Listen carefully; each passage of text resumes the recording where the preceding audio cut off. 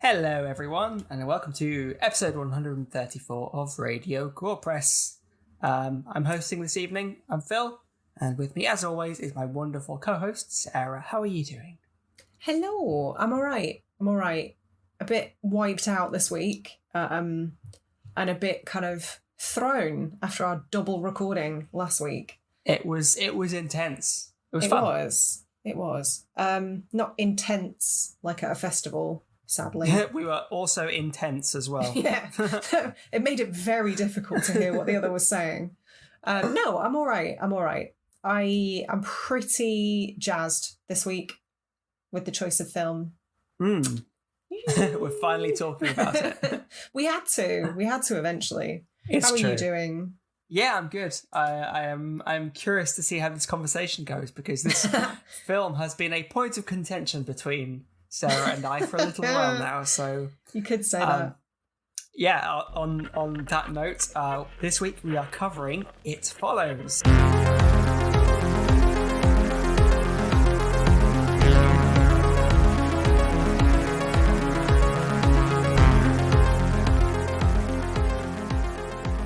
It sure does. It sure does follow, and boy does it follow. So for those of you who are frequent listeners, you will already know this story. But just for a bit of context, we went to see this, Sarah and I, in the cinema. We did, And 8 years ago. How was it 8 years ago? That's crazy. Yeah, I'm not comfortable with that, man. But in the trailer or something, it was kind of billed as a bit of a cabin in the woods. No, I believe the marketing was the best horror since Cabin in the Woods. Okay, so they didn't make a direct comparison, but it was still very misleading marketing. yeah, so in your defense. Yeah, going into it, because as, again, frequent listeners will know, Cabin in the Woods is one of my favourite horror films of all time. Now, this film is very different from Cabin in the Woods. And so I came out pretty disappointed, as you can understand. So it's just been a bit of an in-joke ever since that... that Phil has very poor taste. Exactly. We already knew that anyway. It's fine. So yeah, have you got a synopsis for us to listen to? I've got the DVD in front of me, which I should probably look into upgrading to a Blu-ray at some point, because, spoiler alert, I love this movie.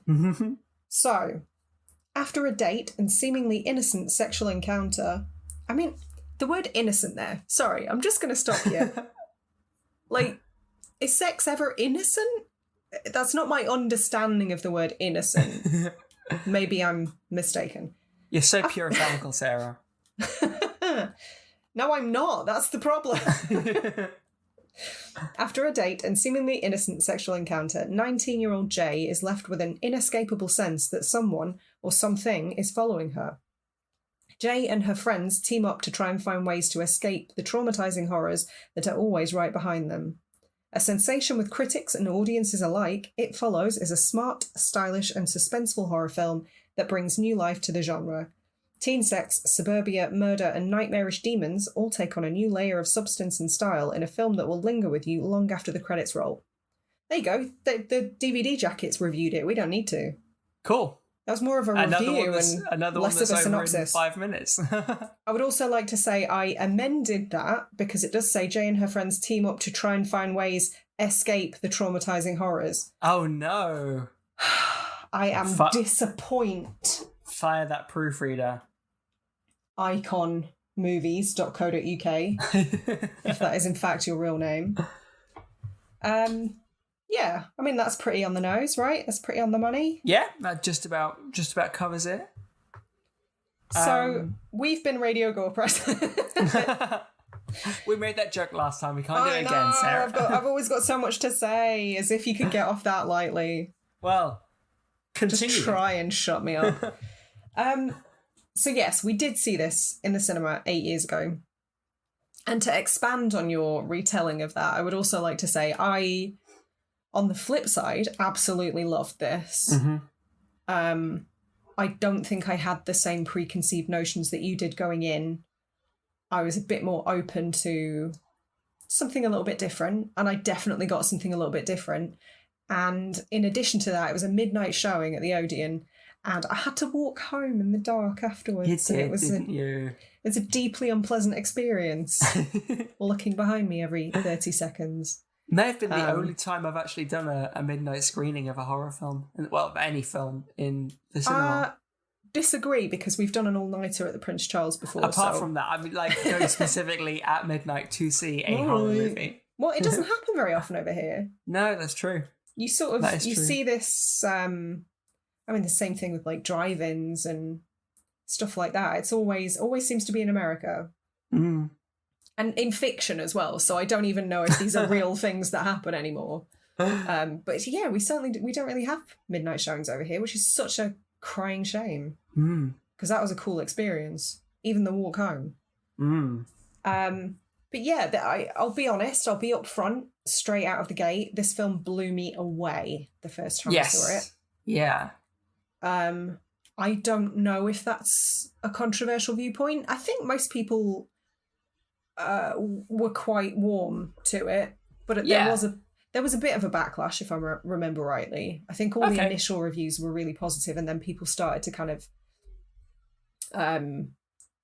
backtrack a little bit, because oh really? I think there's this element of like oppositional defiance, which is just like, oh, everybody uniformly loves this thing. Well, now I hate it. I've done it myself. It's very immature. Yes.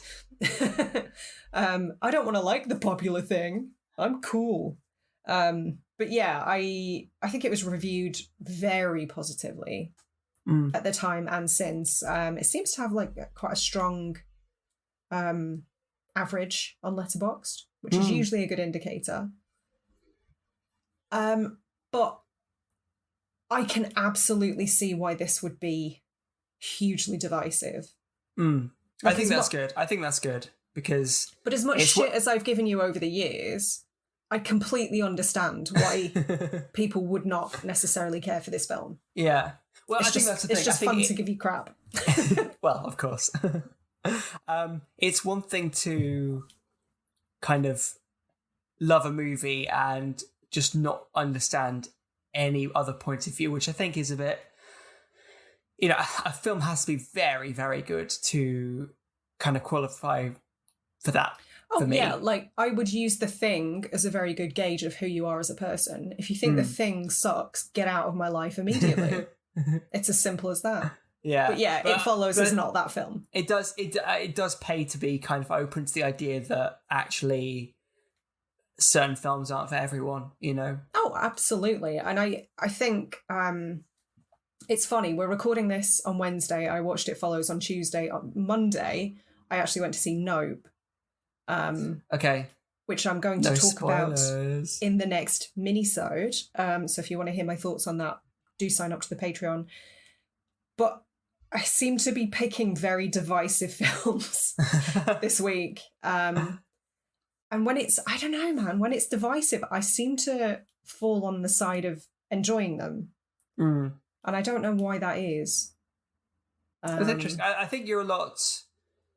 Yeah, that's interesting, isn't it? As far as Nope goes, I just didn't want to be considered in the same camp as Logan Paul, so I was automatically going to enjoy that film. Fair. I think because I think you tend to be a lot more reserved with your ratings. Yeah. So it is interesting that you do tend to err on the side of actually really enjoying these really divisive movies. Yeah, I don't know why. Like, subversive shit as well, that a lot of people hate. Give it all to me. Gaspar Noé, I can understand why that's divisive, but I want that in my eyes right now. Okay, yeah, interesting. I bet you wouldn't be saying that in 2 hours' time had you put on like Irreversible or something like that. Maybe not Irreversible, no, because that is, fuck me, genuinely one of the most harrowing films I've ever watched. But it was very good. Yeah, I'll give him that. It is. It is. But yeah, It Follows. It was... Now, I always get his name wrong because there are so many Mitchells. Is there a David Cameron Mitchell or a Cameron somebody Mitchell? Who did Hedwig and the Angry Inch? I do not know, but maybe you're thinking of David Cameron, the ex-Tory Prime Minister. I'm definitely not thinking of David Cameron. David Cameron did not... No, it's John Cameron Mitchell. Okay. So John Cameron Mitchell. Obviously, we have David Mitchell from Peep Show. And David Robert Mitchell is Who the directed director this of one. It Yep. Follows. Right, okay. And Confusion out of the way. So this was the first of his films that I'd ever seen, but I believe it was his second feature film. Okay. I have seen the first one since this. It's called The Myth of the American Sleepover. I know it came before It Follows. Look, I might be getting this wrong. Maybe he's done more feature films. I believe that was his first and It Follows is his second, though. Okay. And The Myth of the American Sleepover was an odd watch in the shadow of It Follows. Because did he also do Under the Silver Lake? That one with Andrew Garfield a few years ago. I'm not actually super familiar with his filmography. I don't think he's He's not done very much. He's certainly not very prolific that I know of. But Under the Silver Lake's one that it's like been on my watch list forever, but just keeps getting away from me somehow. But his films that I've seen all seem to have like this low-key, lo-fi quality about them. I literally saw a review that called It Follows a lo-fi horror, and that is the most accurate description. So I'm stealing it. Yeah, no, I can really see that. I love that though. It's hard to kind of pinpoint exactly what makes it lo-fi because it's no one thing, to my mind anyway. I think the thing that kind of jumps out at me first and foremost is just the whole mood of the piece and the acting that kind of informs that. Because I love Micah Monroe. I think she's excellent in this. But I am so curious to know what the direction was. Yeah. Because everybody's reactions are so low-key, so small, so pared back. That's the thing, is everything's very understated. Like, for saying it's effectively, it's effectively a slasher movie, right? It's a slasher movie without the slasher. It's the same principle, though. It's kind of like singular monstrous entity that's eternally stalking its victims. It's Halloween. After having sex. Yeah. It's Halloween, except Michael Myers is a weird sex demon. Yeah, exactly. And you can imagine a version of this that is a lot bigger, a lot more. There's a lot more spectacle.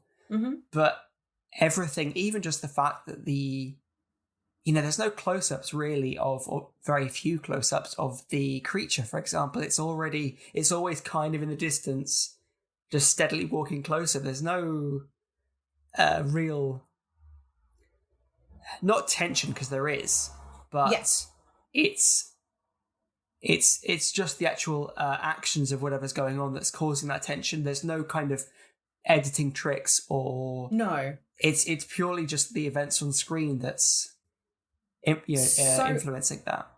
So I kind of disagree with that, and I'll get to it in a second. Okay. I think you're definitely... You're not wrong, is what I'll say. But you're not right. But I think there's more to it. But I don't want to start talking about that yet because we're too early in. Yeah. But yeah, the acting style is pretty uniform across the board. So it has to be a directorial choice. And I'm so curious as to what their actual direction was. Yeah. I would love to have been like a fly on the wall to know what David Cameron Mitchell told everyone to do, because I read a review on Letterboxd and it was just like, go on girl, give us nothing. I was like, no, you're right, nobody reacts properly. And I kind of sat with it for a minute and I tried to kind of put myself in the shoes of somebody who had this news dropped in their lap in quite a traumatic way. because obviously, not to get too far ahead of ourselves, Jay goes on a date with a guy that she believes is called Hugh. He's not. Spoiler alert. He's kind of a dickbag. They have sex on their second date, I want to say. And he chloroforms the fuck out of her. And then when she wakes up, she's chained to a wheelchair, and he kind of explains, he runs through the lore of this curse, I guess. Now, I don't know if you viewed this differently, but certainly as a woman, I like putting myself in her shoes, not to get too serious all of a sudden, but like after a sexual encounter, a first time sexual encounter with somebody that I'd never slept with before, who then drugged me and tied me to a chair only to tell me that he's cursed me to probable death, that would feel like the biggest violation of all time. Oh, for sure. He didn't even allow her to get dressed. Like, unimaginable. And I think that's something I'm going to touch on a little bit later as well, because I think some of the subtext of this film is quite interesting in that I think it has a lot to say about how different the sexual experience is between genders. Interesting. And that's, yeah, well, I'll touch on that a little bit later. But yeah, I feel like it starts in the first kind of 20 minutes with just this unimaginable violation. The sexual encounter, like they think, you know, she explains to the police the encounter was consensual, but that doesn't negate the trauma that she's now experienced. And there are ripple effects. You can see that she starts sleeping a lot. She becomes a bit depressed, and you don't really see her smile much beyond those first like opening shots when she's kind of. So much of this film is based in water, which I will also talk about. But the first time that you see her, she's in the family's like small swimming pool.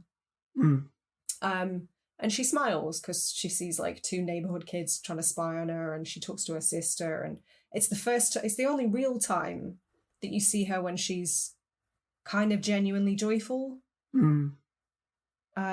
So it's really interesting how they present like the ripple effects of that trauma, but still like the reactions are subdued from what I would expect. It's really, for sure. It's really odd. No, I think you're right. I think the whole thing, and I'm sure we'll again touch on it later, I think the fact that the whole film has this really ethereal quality to it, yes, helps. Like the location, a lot of the locations don't feel like real locations in a way. Which is weird because obviously they filmed it in the director's hometown of Detroit. Detroit, yeah. Which is featured so... They do, yeah. And it's featured so heavily. Like there are so many kind of shots of them in cars when they're passing kind of, I guess, local landmarks or, you know, rundown factories, things that kind of very much tell you exactly where you are. And so because of that, Detroit kind of becomes like a character in its own right. Yeah. But apparently they did that in the director's hometown, A, because he was so familiar with it, and B, for tax breaks. No, well, there you go. Which I respect. Game that system. Creative and savvy. Yeah, we like it. We stand. Yeah, so to kind of go back to the point you were making about how the acting style and the fact that the camera work is often so pulled back. Yeah. Which happens a lot. It's not necessarily, you're right, it is generally when we're seeing it. And it's a very kind of, it's very reminiscent of like 70s, 60s, 70s kind of filmmaking. I really appreciate a lot of the camera work on this viewing. In fact, yeah. I think actually, like the thing that struck me this time around was the kind of cinematography. You know, there's some really pretty kind of shots in there, even of Detroit being kind of a bit of a being run down. You know. Oh, you can frame anything just right and make it look beautiful, though. Yeah, with the right cinematography. But yeah, so the point that I was getting at earlier when you said that is I think you're right. That is a lot of what informs the mood of this film. But I would go as far as to say the soundtrack does 50% of the heavy lifting. Oh, yeah. I mean, I wasn't, like, by all means done with kind of No. talking about the kind of quality that the film has, you know? Yeah. But I don't want to get too much further without bringing up that score, because holy shit. And it did, like, what we were just talking about, it did kind of strike me when I was watching it last night. I don't know what viewing this was. I've probably seen this about 7 times now. Okay.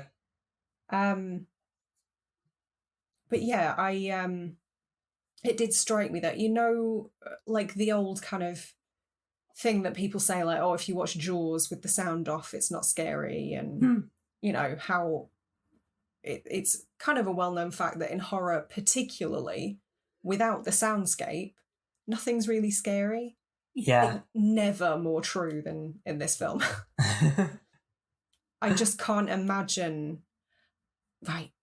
Look, there's still a lot to appreciate about this film. Don't misunderstand me. But I did find myself thinking, God, this would be dull without the music. Is that awful? Which in itself is quite a weird thing to say, because it's not as if there's...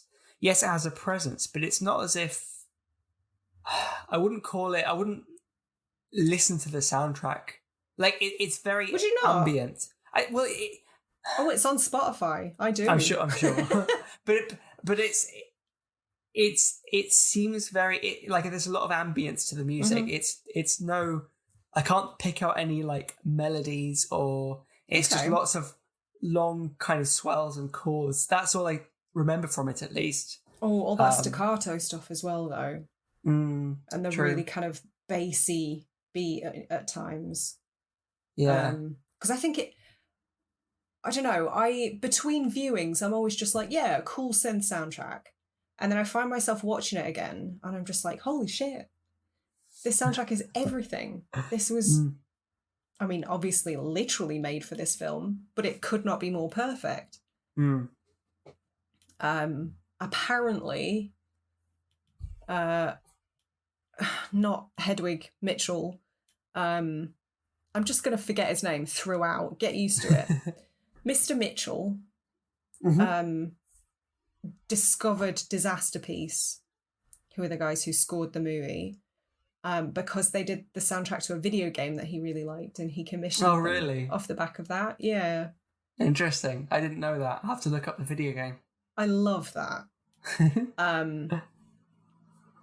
And interestingly, there are so many commonalities between this and a film that we are going to be covering in a month or two.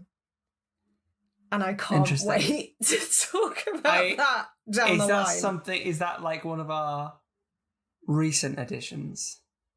It's something you watched recently and I know what it is. Interesting. And I think it would make a perfect double bill with It Follows. Yeah. But let's stop being cryptic. We're not going to announce it yet, just in case anything happens. But I'm very excited about that show. I don't know. I do think the soundtrack does a lot of heavy lifting, and I wonder how much enjoyment I would glean from this film with a different soundtrack. It could have gone so differently. Yeah, for sure. I think those sort of, slow burn. It's easy to do a horror movie, not easy per se, but it's easier. It's easy, guys. Go out and do it. It's easier to do a horror movie when you've got a lot of jump cuts, a lot of jump scares, and that you're playing with the editing, and there's a lot of stuff going on, because it almost keeps just through information overload, it keeps the audience engaged. Whereas a really slow, foreboding horror movie like this, it's a lot more difficult to pull off, because you take one wrong step, and all of a sudden the audience have just turned off and are bored. Yeah, absolutely. Or worse still, you tease something and never deliver, and then your audience turns on you. It's a very delicate balance. You're right. And I think that's a really interesting point as well, because this is sort of like the antidote to the jump scare horror that was so popular around the same time. Like we said, it's almost as if it's a reimagining of the kind of slasher movies of the 70s in a lot of different ways, which did feature jump scares. Yeah, I'll give you that. Maybe not as many as in recent years, but again, it's interesting the similarities and the kind of differences, the subversions that he's made in this film. I mean, so this is not a factual statement. This is not true. But I kind of always associate lazy jump scares with mainstream horror, big budget box office horror, which tends not to be my kind of thing. It's not true, because there are a fucking unimaginable number of low budget indie horrors that also overutilize the shitty they're looking in a mirror, they've opened a mirrored cabinet and they're going to shut that, there's someone behind them. Do you know what I mean? Like the same goddamn tropes. So I just think for that reason alone, this film was so brave. And I think I remember reading that Robert David Cameron Mitchell wrote this in either 2010 or 2011. So he wasn't waiting very long to get it made, like a lot of people are. You hear stories about people writing scripts and, nobody bites for decades. So I love that he kind of had a very singular vision, wrote the script and made it happen in 3 years. That's kind of incredible. I mean, I know that he had the idea whilst the actual process of making it was quite quick. The idea itself was percolating for quite a while. It was a fear he had when he was a lot younger, I think. The idea of he had a nightmare or something of just this entity that was continuously stalking him. And presumably the sex element, which came in present. When he was older. Yeah, good. Yeah, it was just that kind of the image of that kind of anonymous figure that's just stalking him. Okay. And then he kind of tied that into the kind of sexual elements a little later on. But a lot later on. Yeah. He waited for his 9th birthday for that. No. That's really interesting. That's really interesting. And I think probably the main thing that I love about this film is the simplicity of it. I know the director's talked about the very obvious John Carpenter influence.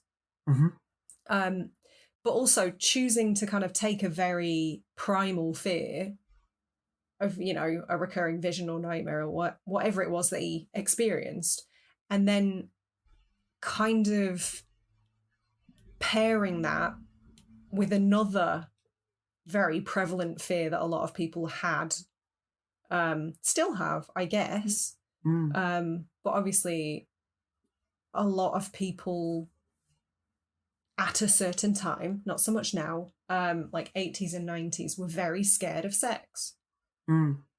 So it is kind of tapping into this kind of primal fear that like a lot of people have in the back of their mind. But it's so simple. How had nobody done it before? Yeah, I mean, like you said, the blueprints are almost there, right? With the slashers of the 70s. It is amazing they haven't stripped that idea back and looked at just that concept alone and explored that before, Like, besides, I mean, the stalking aspect has been done to death, pardon the pun. But yeah, just that conceit of having it linked to a sexual partner passing something along and basically cursing you to either run or die. It's so simple, but it's genius in its simplicity. And much like, this is a spoiler for Midnight Mass, but much like Midnight Mass that kind of linked vampires to Catholicism and the drinking of Christ's blood and all of that stuff. It's just like, how did nobody think of this sooner? Do you know what I mean? It's right there. And I love that. I absolutely love that. I think they're some of the best stories that feel familiar but actually haven't been told yet. It's a really strange phenomenon. It is interesting. He was, so just looking at him just now, he was born in 1974. Okay. So actually probably lived his teens, did live his teens in like the early mid-90s. So he'd have been right smack bang in like the AIDS crisis, and right. That makes exactly. a lot of sense. There's a lot of kind of stuff that he grew up around that would have likely influenced his, this film. Yeah, and there was a big kind of boon in like purity, especially amongst religious people. Promising to stay pure for your significant other and all that. Like, it seems so archaic now. Obviously, I know it still happens, but yeah, that absolutely makes sense given his age. That's really interesting. So this is something that we've talked a lot about in reference to this film. And I know I'm trying not to say it, because when I was talking to my partner about recording the show, he was just like, I'm going to listen to it. I'm going to take a shot every time you say the word anachronistic. Okay. Yeah. So we have to say it a bunch now, if only to get him really drunk. The anachronisms in this film. Is anachronism even the correct word? I think so. Looking into it again, that was a purposeful directorial decision to... I know it was a conscious choice to kind of give it, to add to that kind of dreamy quality that you talked about. Because I know there are a lot of people who are really annoyed that Yara's shell e-reader does not exist. I seem to remember there were a lot of threads online at the time from people trying to track it down, who were absolutely gutted when they realised it was merely a prop.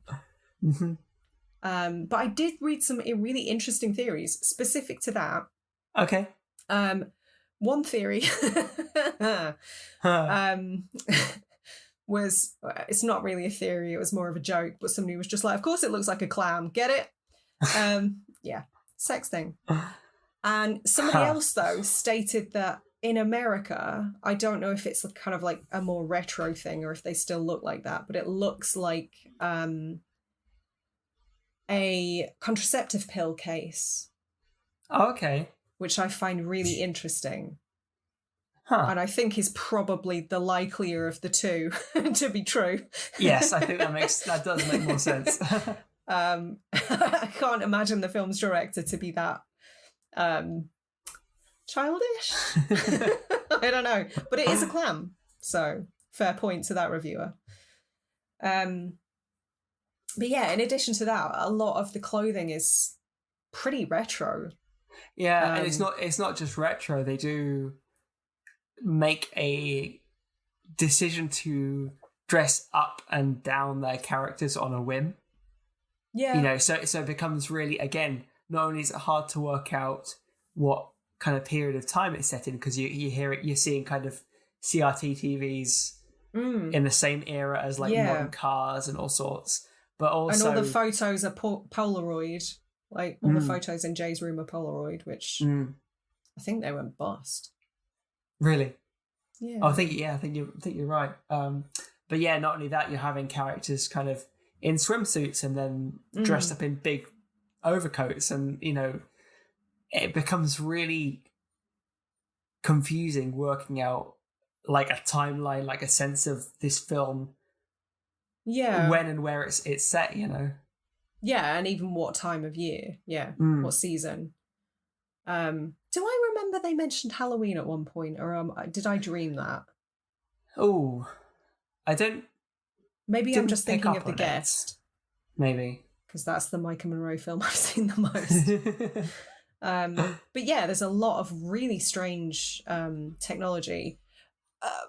But obviously, Yara has the Shell e-reader. Not one of them has a cell phone. I don't remember seeing a cell phone. Shell phone.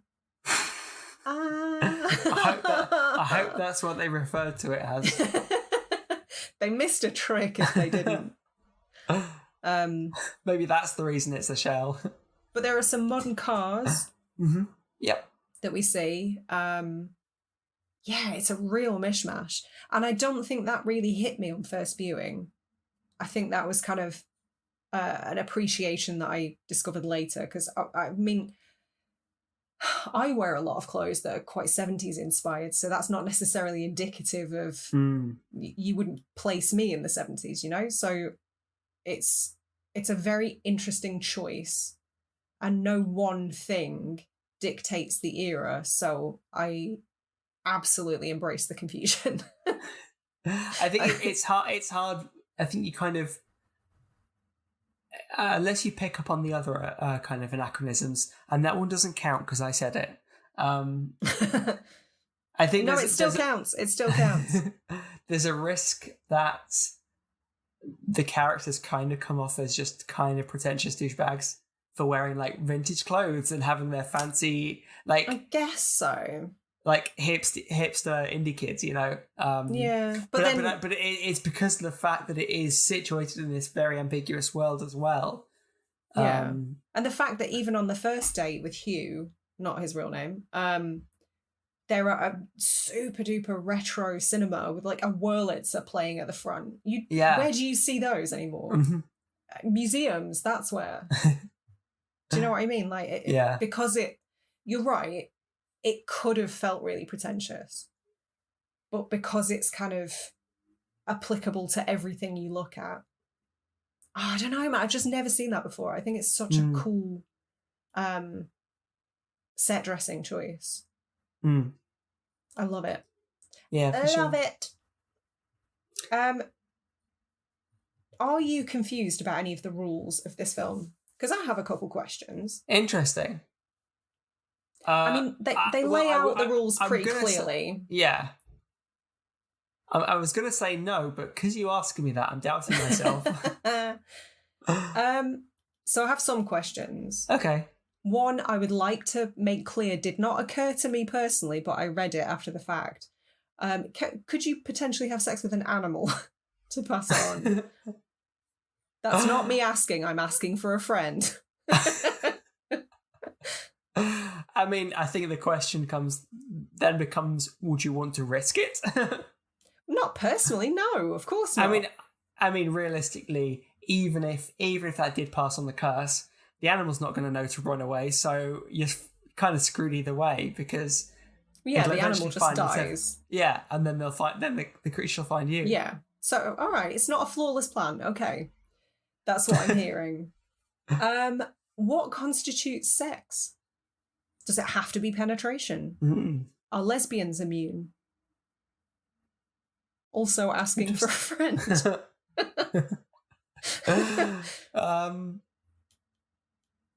I mean, I suppose... interesting. I suppose I would say no.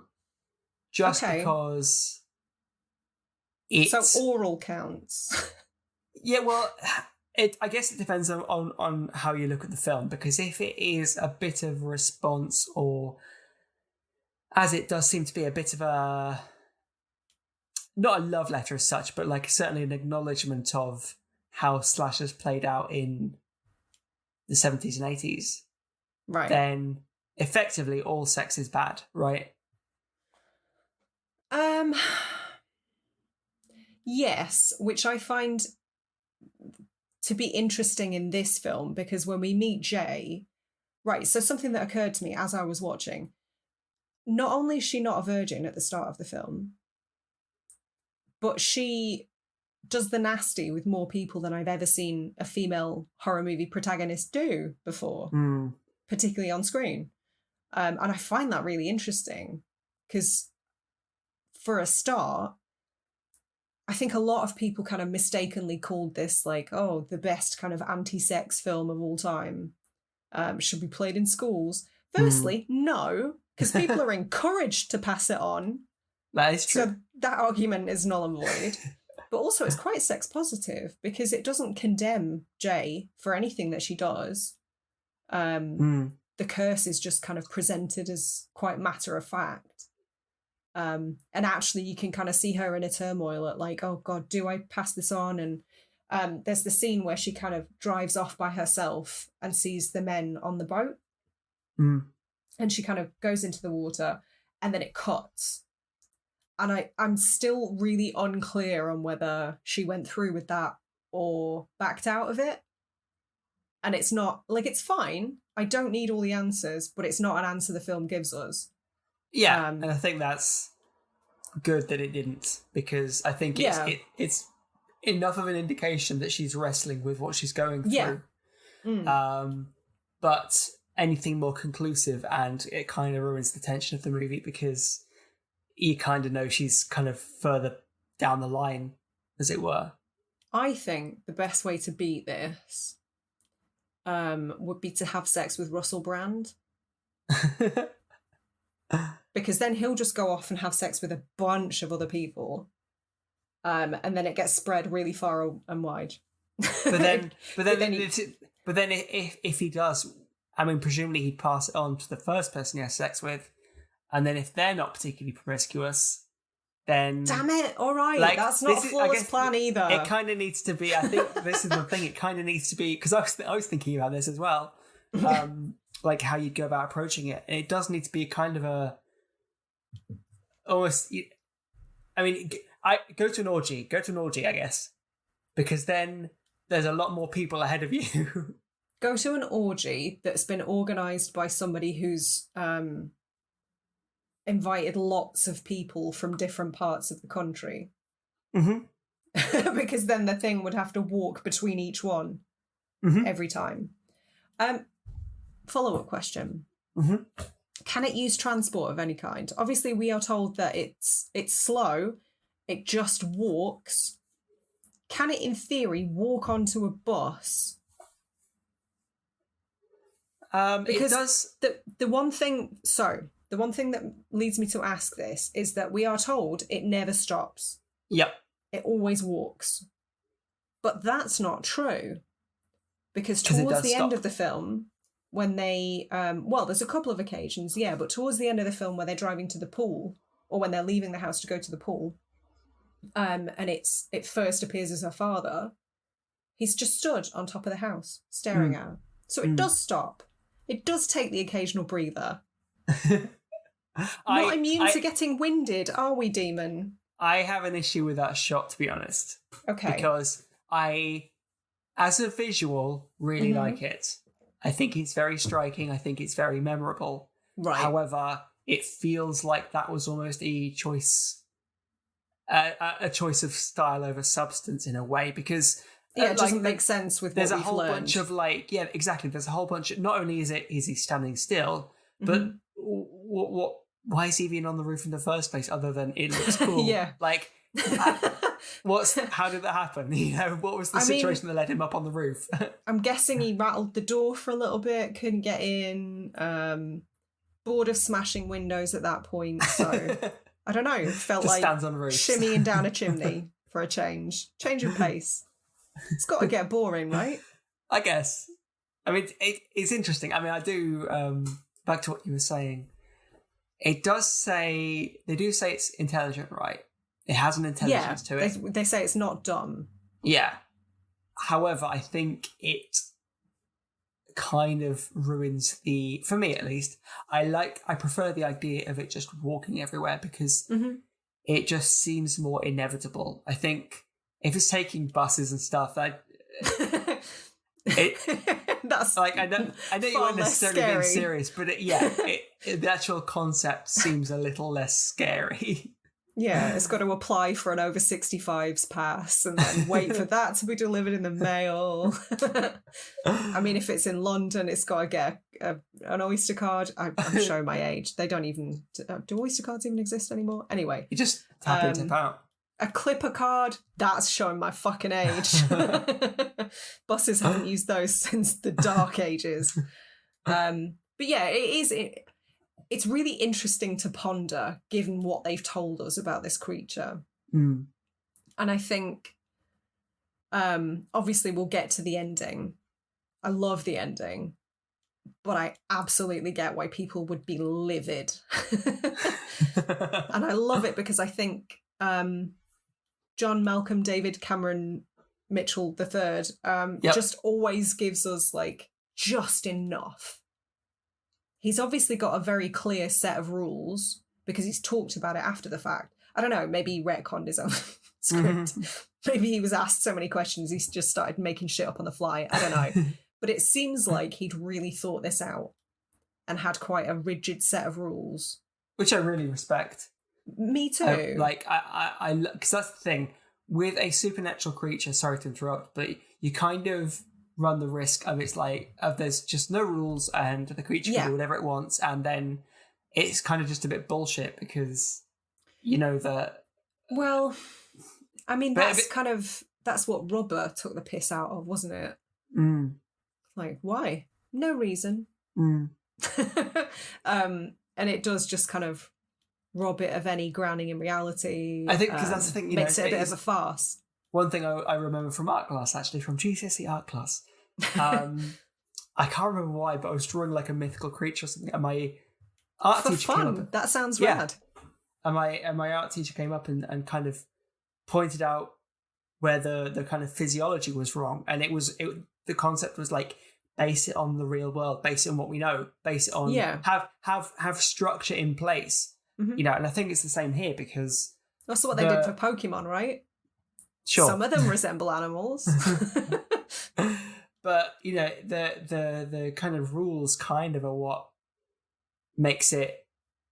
I think it's what makes it scary because if the creature in It Follows could just turn up at a moment's notice and kill someone, then to a certain extent it wouldn't be scary because there'd be no tension. There's no build up to what's happening because it needs that just inevitable walk to build and the that notion tension. that people are just living in fear that whole time, knowing that at some point it's going to get them.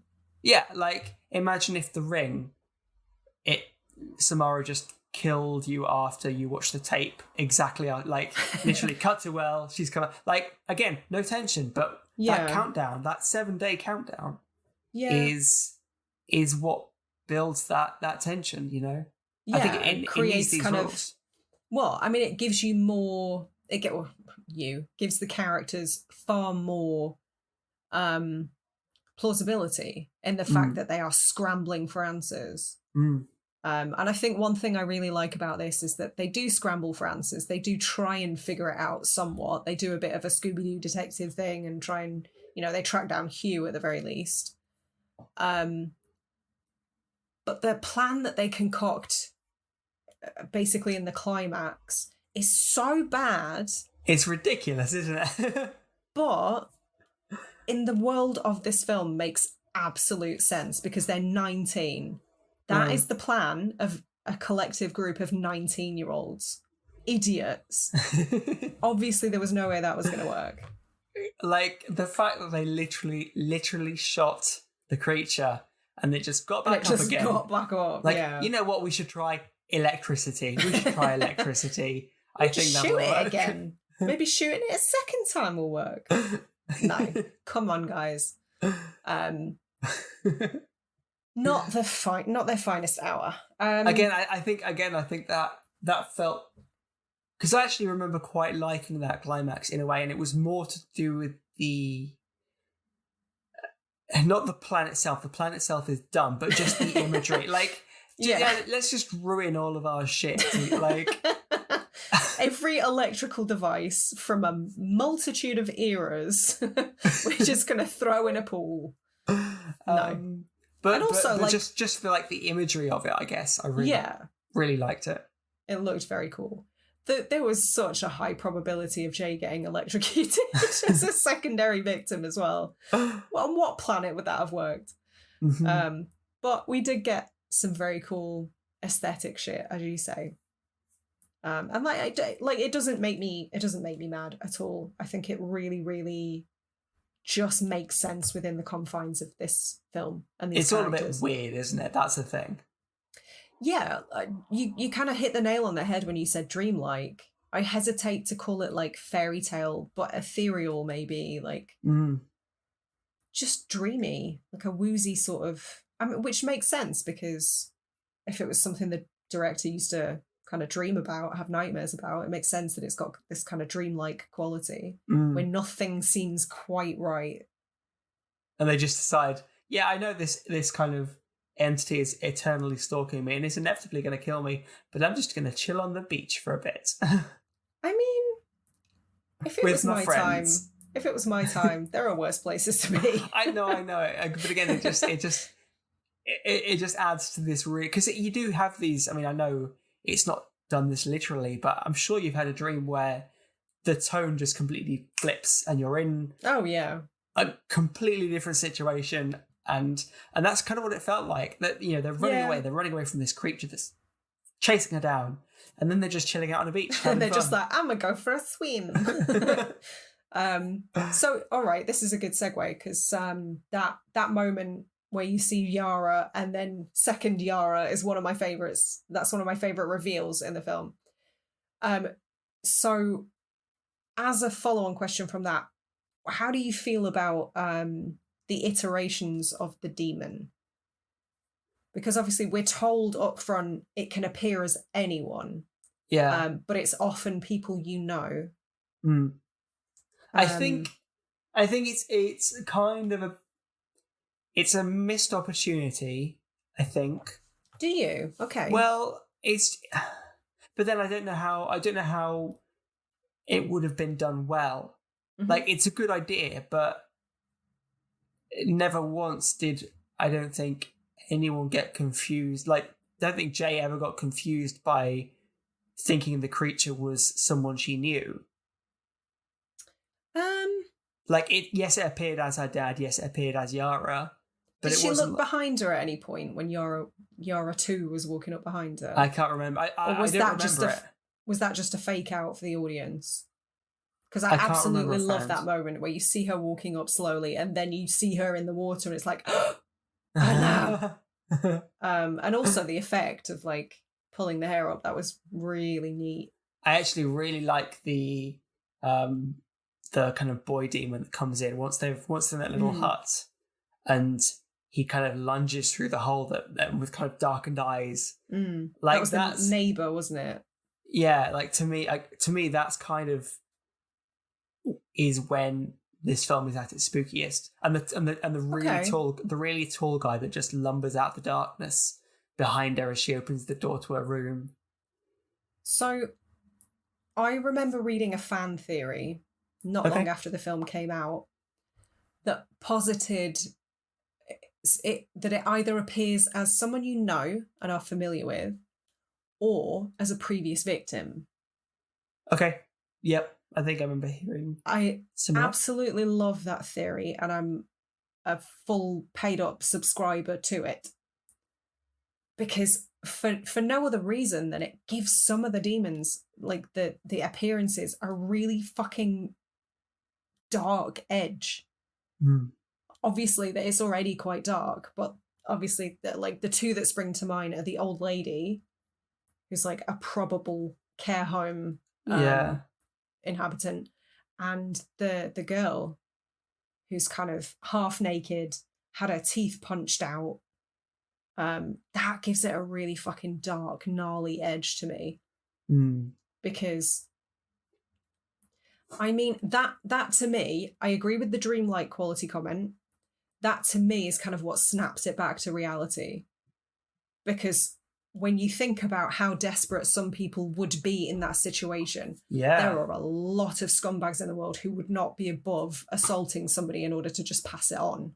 And again, the victims, the potential victims, we don't know, who are the most banged up are female. Which again sort of kind of recalls what I was going to talk about towards the beginning, and that is just how this film deals with gender politics. Because there's that point where they track Hugh down, and he even says, "Oh, you haven't passed it on yet. It should be easy for you. You're a pretty girl." And it's really interesting to me how it's sort of how the characters view those things and how it all comes back to like gender politics. Because every gender's experience of sex is going to be slightly different, but we can talk about men and women in fairly broad strokes. for the most part, but it's really interesting to see them discuss it amongst themselves. Mm. I don't know. What did you make of that? Yeah, no, I think it was interesting. Like I said, it's you wouldn't necessarily think a film like this would necessarily deal with actually the intricacies, and particularly if you say, as you say, if the creature is taking the form of victims, there is this kind of commentary about the kind of power imbalance between different sexes.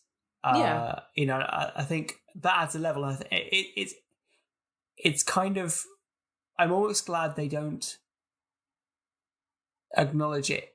I'm glad that it's still just a theory, the idea that the creature is, because I think it allows you to work it out in a way. And not work it out because it's never confirmed, but it allows you to kind of like it's always fun to ponder this stuff. And it kind of adds this level of horror that you don't necessarily realize is there.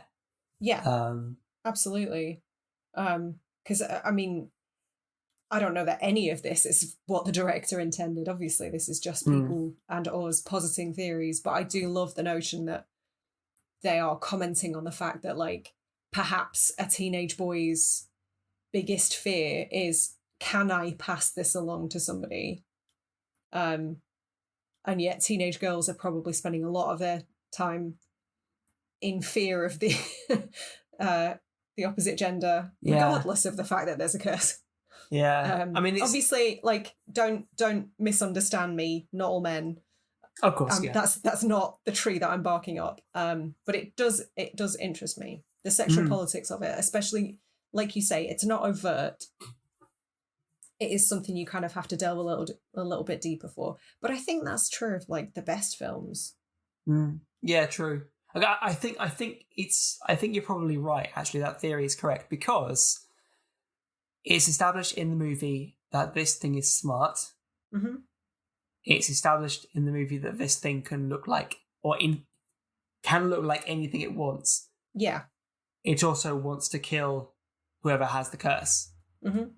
Then why would it pick forms that don't fit where it is? Right? Yeah. Like, if there's an old woman, like, it was an old woman in the school, wasn't it? Yeah, it stands out. It stands out. You would see white gown, like hospital gown or whatever. You would see it a mile off. Yeah, like the beat up girl who breaks the window in the kitchen. Really conspicuous. Just show up as, like, a friendly postal worker. Knock on the door. You're fine. And I think there's a lot of credence to that. I think, and not something I'd read it. I think I'd read that theory myself, but I hadn't really thought about the implications of the implication. Oh no! Because of the implication. Oh no, that's the boat. Oh no, and there were even boats in this film. Let's steer away from that as quickly as we can. But it does lend credence to that theory, Yeah. Because why would it not camouflage itself if it was smart and could look like anything it wanted? You're right, absolutely. Something else, and this is gross, something else that I did want to discuss briefly is Hugh. This is not something that I clocked until last night. So this is maybe 6th or 7th viewing and I hadn't clocked it. So when Hugh is explaining the rules to Jay, when she's tied to the wheelchair, and you see it walking, it's a middle-aged woman, albeit naked. So immediately weird. And it's not until the middle of the film when they actually track Hugh down to his family home and his mum answers the door that I was like, fuck, it was his mum. Oh, I didn't pick up on that. Yeah, and then later, when Greg is killed, it appears to him as his mum. And I'm sorry, but is that the most weird Freudian shit that you've ever heard? Oedipus would like to have a word. For real, though. Like, the two... Are they the only two male characters that are stalked by it. I guess with the exception of Dull Paul, which I believe is his full name. Yeah, I just find it interesting that it appears to both of them as their respective mothers. That is so fucking weird to me. Yeah. But then I guess, like you say, if it's smart, it wants to appear as somebody who would be trustworthy and nurturing. Like, maybe not naked. But again, like, it's naked. It's not as if, like, if it was in an environment in which it's all very weird. And I think maybe each individual aspect of this I would probably criticize the film for. But because the whole thing is kind of weird, it seems more of a directorial choice, like a conscious decision. Yeah, just to make it creepy. Like the fact that, it would appear as your mum if it wants to be trustworthy, but it's also naked and in this kind of like abandoned warehouse, so... Mom, put a dressing gown on. There's no way someone would get... And like I said, I'd criticise that, but then you've also got everything else going on around it. Yeah. And it all clearly is a directorial decision to add to this dreamlike quality of the film. I don't know if I agree with that, because I know we've talked about it being smart, but I believe Hugh describes it as it's not dumb. Oh, okay. Which to me doesn't necessarily mean that it's like genius level. Yeah. I don't think its application to Mensa would be accepted. But it seems like it's kind of animalistic. Okay. It has instincts. It knows what it wants. It has a singular focus. But I don't necessarily think it's... I don't know, man. Maybe this is just my interpretation. I don't know that it's capable of like complex thought beyond... I'm gonna head for this thing and appear as this thing in the hope that they'll let me get close to them. Maybe I'm kind of like I have been kind of walking down the wrong You've path. You've been too generous to the fictional demon film. I need to go back and actually work out exactly what the phrasing was that it was described as. I might be wrong. I can't remember the context. I can't remember the context because it was about how it can do stuff, it can understand things. Yeah. I definitely, I don't know. My understanding of it is kind of more base instincts than like intelligent, complex thought. But then maybe we're both wrong. Who knows? Mm-hmm. Something that really stuck out to me, particularly on this watch, is we never really see much of the parental figures in this movie. Mm-hmm. And I don't know why that is. I guess kind of to make it feel more all hope is lost. Like there's nobody of authority to come and help them. Yeah. But yeah, there are a couple of moments where you can hear Jay and Kelly's mum talking. There's a scene where you see part of her face. Mm-hmm. There's a scene where her face is very blurred, but like you never really clock her, and that has to be an intentional choice. Yeah, I think it adds to this. That again, like adds to this ethereal quality because it really isolates the protagonists. Do you know what it made me think of? What? The Muppet Babies.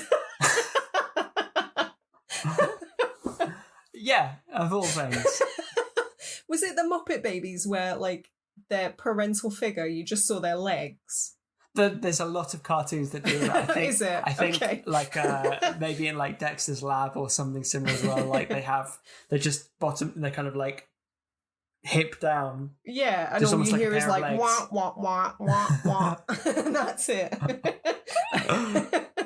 I don't know, mate, like, I'm not even going to discount that as a theory. Maybe that was an intentional kind of throwback because all of those cartoons were very like of an era, weren't they? I don't know. Maybe I'll drop that one. I think it isolates them. That's the thing. It was clearly a choice to do, and I think it helps isolate the protagonists and adds this weird dreamlike quality because they're only relying on each other as if they've got no one else to reach out to. And yeah, talk they with. never really. I think their mum is in the hospital when Jay has her arm in a cast. Mm. But she might as well not be there, for all the good that she does the entire film. Yeah. It's all right. Am I boring you? I thought I got away with that. I'm not going to let you. I yawned. That was a yawn. I'm tired. So I just want to get back to something very quickly that I have no theories on. Okay. But it's something that I noticed and talked about before, and that is the presence of water in this film. Mm-hmm. I have no idea if it's relevant. But the sheer amount of times it appears on screen is insane for it not to be relevant.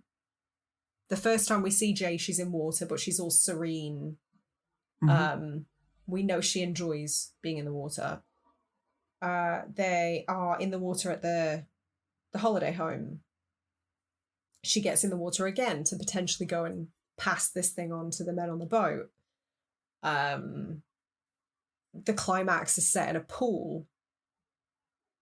I don't know, man. Like, one of the Polaroids of her in her bedroom is her in a pool. Okay. There's something to do with bodies of water, and I can't figure it out. Help me. It's driving me insane.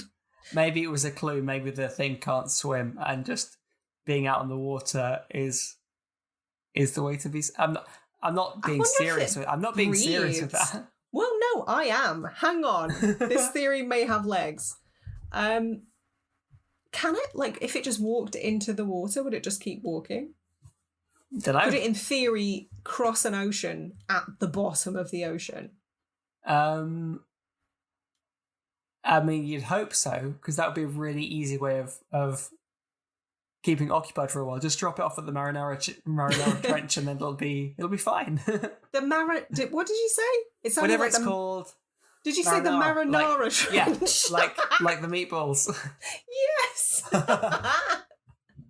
If that's not a dish at a seaside themed restaurant, I'm gonna be big mad.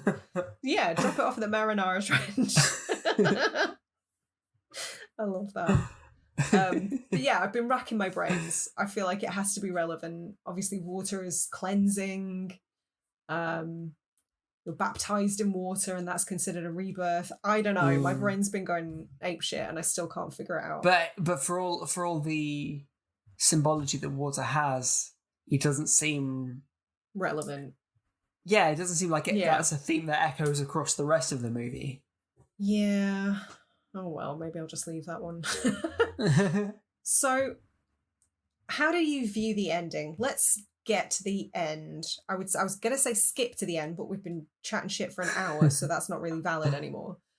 How do you view the ending? Because as I said before, I love it, but I can absolutely see why people would be not even indifferent, like angry. As in Paul and Jay they're just walking. Yeah. And then it ends. Hard cut. To me, that seems the perfect ending for the film. That it's same for the film. I'll be honest, it surprises me to hear you say that. I'm not saying I liked it. No. Okay. Here we go. The whole thing is all very lo-fi. It's very understated. Yeah. And any sort of like real conclusion would kind of be conflicting with the ambiguity that the whole film has. Like, the whole film is very ambiguous, very, like we said, dreamlike, ethereal. There's a lot of odd things going on in terms of like the way it's portrayed, the way time exists in it, whatever. And so having this very inconclusive conclusion, I think here she goes. I disagree. I think it is quite conclusive. I mean, it's just not immediately obviously conclusive. I mean, no, what I mean specifically is, I mean, you can see a figure behind them walking, Yeah, there's a sign in front of them that says dead end. I didn't pick up on that. But it does seem like they've kind of accepted their fate and are just living life, just walking. And obviously, there are several moments throughout the film where the character of Yara reads from her Shell e-reader, her Shell phone. And I think is it the same book that she's reading? Is it the Fyodor Dostoevsky's The Idiot? Yeah. Is that the same book that she's reading throughout? It's certainly the one they read at the start. I kind of assumed it is throughout. Yeah. She's not I mean, when she had the time for a start. So I think the quotes that bookend the film are very relevant to the actual ending of the film. And that didn't really hit me until this viewing. But the first one that she says, which I took a screenshot of, it took me fucking ages to track down this quote. The first quote is, "I think that if one is faced by inevitable destruction, if a house is falling upon you, for instance, one must feel a great longing to sit down, close one's eyes, and wait, come what may." I think she says that, doesn't she? She does. That's the first quote that she reads out. And I think that, to me, really hammers home the inevitability of the ending. Yeah. We know how it's going to play out. We just don't get to see it. Mm. And I think the characters know how it's going to play out at that point. Yeah. And I think that's, again, really hammered home by the quote that she reads out when she's in the hospital after having been shot. Fucking Doll Paul. Who gave Doll Paul a gun? Firstly. But that, again, is about the absolute inevitability of death and the fact that the only thing that is certain is that it is certain. Mm-hmm. To paraphrase. I really like the quote. But yeah, that's not something that necessarily... I mean, I often don't sit down to watch films with the same eye that I do for the podcast on a normal day. But yeah, I really have a far deeper appreciation for this film. I liked it already, but I intensely appreciate this film. And I was concerned because when it started, like, the opening is quite striking, but it's also a little bit ropey. It kind of betrays the low budget, maybe some of the not amazing acting.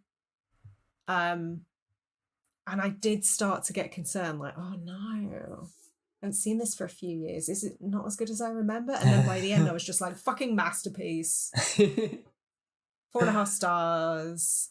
We love it. What about you? Yes, it's interesting. I think I do wonder, and I almost feel the need to watch it again because how many times have you seen this? I think this is probably the third. When you said you'd watched it like 7 times, whatever, I was trying to work out how many times I had, and I think it's my third. Maybe 4th at the most. We saw it together at the Odeon. Was it at the Modern Horror All-Nighter? Yes. At the Prince Charles? Yes. So we've seen it twice together. Interesting. And the third time in spirit.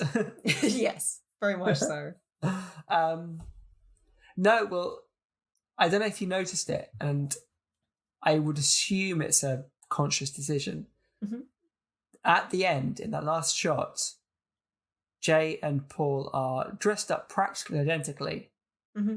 They've got like a black jacket, it's a combination of white and black. I think it's black trousers, white top, and then a black jacket over it.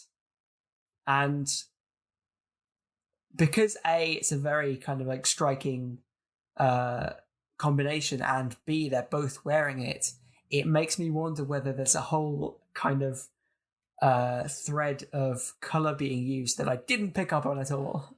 Oh, well, so the one thing that I did pick up on is the use of red. Red things seem to be present whenever something sketchy is happening or about to happen. I did notice the tail lights of the car in that opening shot when it's just parked center screen in front of the kind of like derelict building, and just the red light is being cast. Like, it's a really gorgeous shot. Yeah. The kid, the neighbour's got a red ball. That's kind of what, probably the only jump scare in the movie, when she's in the bathroom post encounter and the ball hits the window and smashes it. But yeah, the colour red, I mean, that's done to death. I don't think we need to talk about the symbolism of the colour red. Red is danger. Yeah. But yeah, so it wouldn't, because of that though, it wouldn't surprise me if there was other kind of colour coding going on. And I did wish I'd kept an eye out for it. Like, obviously, in order to do that, I'd need to have remembered that they had that costume, that kind of outfit at the end. But it was interesting. I wasn't sure if you'd perhaps picked up on anything prior to that may have indicated why those outfits and why those colours, you know. Monochrome as well. Like literally black and white. Just yeah. Okay, well, on that note, that's probably a good note to end it, so that I can go off and Google further reading. Have you got anything else you want to say before we wrap up? Not particularly. I think this is mostly we've covered it. As for how I feel about this movie, but this is the $1 million question, isn't it? Has your opinion changed? I don't know how I feel about this movie. Okay, that's fair. I can really appreciate the decisions and the artistry and the creation of it that led to this movie being made. Mm-hmm. I just don't think it's for me. That's fine. It's good. It's good to disagree. And don't get, like, it's been a blast talking about it and kind of work and drilling into it, because I think I perhaps was a bit flippant when I first watched it. Not flippant, but I had an expectation that it didn't live up to, and that the marketing was shit. Yeah, but don't get me wrong, I can kind of see why they name checked Cabin in the Woods, because it wasn't not kind of stylistic or thematically. It's because of the fact that it was a horror movie almost about horror movies in a way. In that, the conventions, certainly. In that it was very deliberately aping the conventions of slasher movies to tell a different story. So I can see why they did it. I think I just had a misconception about it before going in. But yeah, it's weird, because I watched it and I was like, I don't know how I feel about this. I was looking forward to talking about it to try and see if I could work it out in my head, but I just... Sometimes it takes that to like parse it all out and figure out how you feel. But no, that's fine. If you don't like it, if it's not... Well, all right, that's unfair. If it's not for you, it's not for you. Because I can't say it's average. Like, no. I can appreciate why it got the kind of critical success that it did. Yeah. So yeah. It just seems very harsh saying I didn't like it, because I don't think it wasn't That's that I didn't fine, like it. But you don't have to like it. You don't even have to acknowledge that it perhaps isn't the sum of its parts for you. I think it's just it's just not for me. It's not That's fine. about... You're allowed to have an opinion. It's not about whether I like it or dislike it. I think that's what I'm trying to get at, because I didn't dislike it. Mate, it's fine. I just want you to know I'm still going to give you shit about it going forward. I fully expected it, don't worry. Okay. Good. So that's it. That's a wrap on It Follows. I'm so excited we got this one in the bag. It's been such a long time coming. And it's been a pleasure talking about it. I think it's been long overdue to have a proper sit-down, proper discussion about this movie, because... Like you say, 8 years ago, it's been it's been coming for 8 years, you know. It's been a running joke for 8 long years. And thank you for watching it a third time. That's quite all right. I'll just get you back another time, okay? Oh, I don't doubt it.